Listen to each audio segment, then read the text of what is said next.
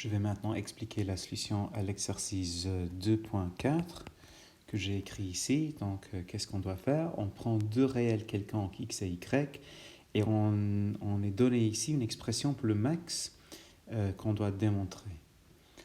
Ok, alors pour un ensemble de deux éléments, il y a deux possibilités. Soit le max est égal à x, soit le max est égal à y. Donc, si le max est égal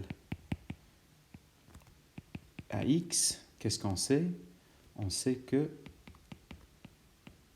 x est plus grand ou égal à y, et donc x moins y est positif, et alors la valeur absolue de x moins y est juste la même chose que x moins y, parce que la valeur absolue de quelque chose de positif est cette chose elle-même.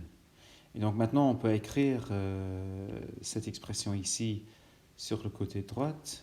Donc on a x plus y divisé par 2 plus la valeur absolue de x moins y sur 2, ce n'est rien que x plus y divisé par 2 plus x moins y divisé par 2. Parce que, je répète encore une fois, on sait que si x est plus grand que y, alors la valeur absolue, c'est juste la même chose que la terme positive à l'intérieur.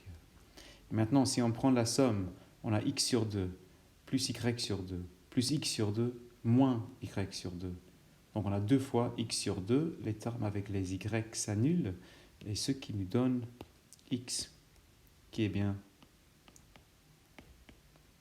le max de x et y. Donc si le max de x et y est x, on a bien démontré que cette expression ici, côté droite, vaut exactement le max. Mais exactement le même raisonnement fonctionne si le max est y. On peut soit dire par symétrie, ou bien on peut répéter tout ce que j'ai écrit ici avec les rôles de x et y renversés. Donc je vais le faire comme ça. Donc, si le max de x et y est y, alors x est plus petit ou égal à y, et donc x moins y est négatif. Et alors, la valeur absolue de x moins y, c'est y moins x. Parce qu'on prend la valeur absolue de quelque chose qui est négatif, donc on doit renverser la signe.